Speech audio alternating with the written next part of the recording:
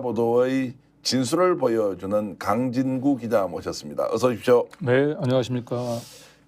조금 전에 저희들이 다시 보기 방송을 좀 틀었는데 벌써 네. 1년 6개월 전에 저하고 인터뷰를 했더라고요. 네, 그때가 제가 청담동 술자리 보도 직후에 1차 구속영장이 기각되고 난 뒤에 예. 그때 한번 스픽스에서 불러줘가지고 출연했었죠. 아유, 그때 이제 벌써 이제 얼굴을 보니까 우리도 많이 늙었다 이런 생각이 좀 맞습니다. 순간적으로 좀 들었습니다. 1년 사이에 예. 저때 1년 전만 해도 너무 풋풋했었네요, 제가. 그렇습니까? 예. 자, 그 사이에 뭐 수없이 많은 일들이 일어났고 그 내용은 오늘 이제 인터뷰를 하면서 계속 좀 네. 질문을 드릴 텐데, 네. 근데 뭐 오늘 우리가 예고된 인터뷰였지만 네. 이화영 경기도 평화부지사 1심 선고 결과를 보니까 이 얘기 네. 그냥 놓치고 갈 수가 없습니다. 네, 네, 네. 자, 9년 6개월이 나왔습니다. 9년 6개월. 자, 어떻게 보셨습니까? 뭐 형량도 이제 형량이지만은 가장 관심을 모았던 그 대북 송금과 관련해서 이화영 전 부지사를 이제 유죄 판결을 했는데요. 제가 볼 때는 그 판사가 저는 개인적으로 명백한 이제 오심을 한 부분들이 눈에 띕니다. 그래서 아마 항소심에서는 이제 변호인들이 이제 충분히 대응을 하겠지만 저희는 최근에 직접 현장에서 발로 뛰어서 예. 변호인들도 미처 찾아내지 못했던 팩트들을 알고 있습니다. 예. 그래서 우선 판사는 이 상방울이 그 이화영 전 지사의 소개가 없었다면 또는 이제 이화영 경기도가 추진했던 스마트팜 비용을 대납하지 않았다면 쌍방울이 자체적으로 그렇게 무모한 불확실성이 큰 대북 사업에 뛰어들지는 않았을 것이다라고 판단을 했거든요. 네. 명확하게 이건 잘못된 거예요. 아, 예. 자, 잘못됐다는 내용 조금 이제 조목조목 한번 따져봐 주시죠. 어떤 네. 내용입니까?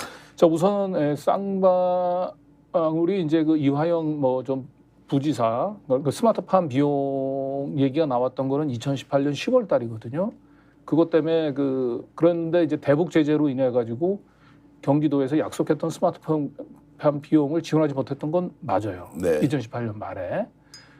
그런데 그 뒤에 이제 쌍방울이 그 스마트팜이라고 하는 용어는 아니지만은 이제 협동동장 지원 사업이라고 하는 걸로 본인의 이제 대북 경협 사업을 추진했던 것도 맞긴 맞습니다. 그런데 이제 재판장은 이 두 개가 결국은 경기도가 내야 될 스마트팜 비용을 쌍방울이 대신 내주면서 이걸로 인해 가지고 쌍방울이 그동안은 전혀 대북 사업에 관심도 없었는데 이때부터 그 대북 사업에 뛰어든 것이다. 이렇게 이제 판단을 했는데 제가 특정한 기업 이름을 얘기를 해서 죄송합니다만 장원테크라고 하는 게 있어요. 네. 판사는 아마 장원테크라고 하는 거를 이 사건 심리하는 동안 한 번도 들어보지 못했을 거예요. 그런데 장원테크는 사실상 쌍방울의 핵심 기업이고 이 대북 사업을 추진하는 과정의 핵심 인물이 이 장원테크의 대주주였었던 투자조합이 있어요. 그 투자조합의 대표였어요. 이걸 몰랐을 거예요, 아마 판사는. 자, 스마트팜과 관계없이 이미 쌍방울은 대북 사업을 하기 위해서 준비를 하고 있었고 실제 실행을 했다. 그 고리가 장원테크라고 하는 건데 장원테크는 아마 쌍방울의 공식적인 계열사로 분류되어 있지는 않아요. 네. 그런데 실제로 특수관계사고요. 네. 장원테크는 경기도에서 스마트팜 지원을 북한에 제안하기 이미 6개월 전인 2018년 적어도 5월, 6월경부터 그 대북 사업을 추진했어요. 자체적으로. 특히 북한에 있는 그 광물 자원 개발 사업에 엄청나게 꽂혀가지고 이미 그때부터 추진하고 있었거든요. 이거를 이 재판장은 놓쳤던 겁니다. 자, 그런데 오늘 이제 재판 결과를 보면 자, 경기도지사의 방북의 사례비로 200만 달러를 지원했다. 지원했다라고 규정은 하지 않았지만 네. 지원으로 볼 수 있다. 이게 이제 네. 판결문에서 일반적으로 보기 어려운 네. 이재명 경기도지사의 네. 방북의 사례비로 지급을 했다. 이런 것 때문에 논란이 상당히 네네. 많이 있는 것 같습니다. 연결 지점이 없는데도 불구하고 그렇죠. 사례비다라고 한 것이 일반적으로 우리가 재판에서 볼 수 있는 겁니까? 일반적으로 볼 수는 없죠. 예, 예. 근데 이번에도 이제 정치권 야권의 반발을 의식을 해가지고 이화영이 이제 그 같은 사실을 이재명 지사한테 보고를 했는지 여부는 판단을 직접적으로 하지는 않은 것 같아요. 네, 네. 그런데도 스마트팜 비용으로 500만 달러, 그 이후에 이재명 방북 비용으로 300만 달러를 모두 쌍방울이 그 대신 내준 건 다 인정을 한 것 같아요. 그런데 이제 문제는 그 국정원 문건보다도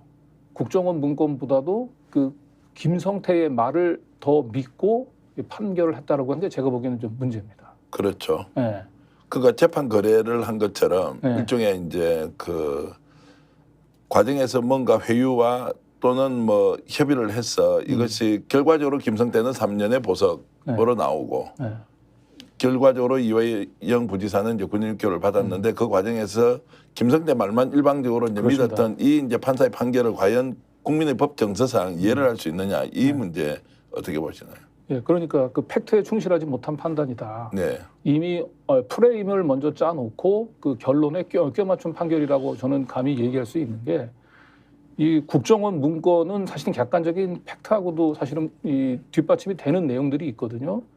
적어도 그 이재명 지사의 방북 비용을 대납해줬다고 하는 시기가 2019년 12월이거든요. 그런데 2019년 7월 달에는 이미 쌍방울과 경기도는 완전히 갈라졌습니다. 네네. 완전히 그 저 2차 필리핀에서 개최된 2차 그 아태 그 협력 국제 대회라고 하는 곳에서 쌍방울이 경기도의 의견을 무시하고 자체적으로 그 프레젠테이션을 추진하는 것 때문에 경기도하고 쌍방울이 완전히 틀어졌어요.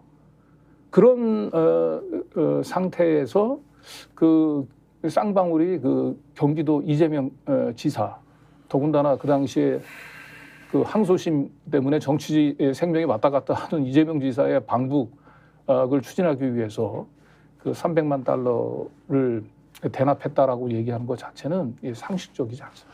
자, 그러면 우리가 좀 합리적으로 추론을 하면 지금 현재 이제 뭐 담당 부장 판사가 검찰 쪽의 의견을 일방적으로 들을 수밖에 없는 상황이 있었다 또는 본인의 소신이 법률가로서 이렇게 내리는 것이 맞다.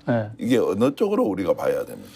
뭐 그 부분들은 제가 그 판사 그 재판장 머릿속으로 들어가 보지 않아서 잘 모르긴 하겠습니다만은 제가 볼 때는 그 너무 상식적이지 않은 판단이고 상식적이지 않은 결론인데 결과적으로 그 국정원 문건이라든지 아니면 카카오톡 대화라든지 이런 이 객관적으로 제시된 그 증거들을 다 무시하고 그것과 배치되는 공범들의 진술, 특히 김성태라든지 방영철이라든지 안부수 이 사람들은 그 진술을 번복해야 될 구체적인 이해관계가 있는 사람들이에요.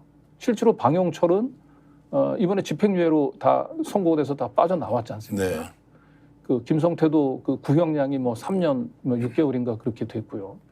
그러니까 사실은 이 사건은 결국 북한으로 건너갔던 800만 달러가 쌍방울이 주가 조작을 노리고 준 거냐 아니면 이재명 지사나 경기도를 위해서 대납한 거냐 이게 핵심인 건데 사실은 쌍방울이 그 당시에 그 북한 공작원하고 만나서 돈을 주는 과정에서 그 주가 조작이 의심되는 그 내부 뭐 대화라든지 카카오톡 대화라든지 또 실질적으로 그 주식시장에서 공시 자료를 보내고 자체적으로 댓글 부대들을 가동한 정황 등도 있는데 이 주가 조작보다는 결국 경기도를 위해서 이 북한에 800만 달러를 대납했다라고 하는 이 판단이 결국은 증언 그 더군다나 그 검찰과 사법 거래 가능성이 매우 높은 위험에 놓여 있는 그런 공범들의 진술을 이런 객관적인 팩트를 무시하고 판결을 내렸다는 점에서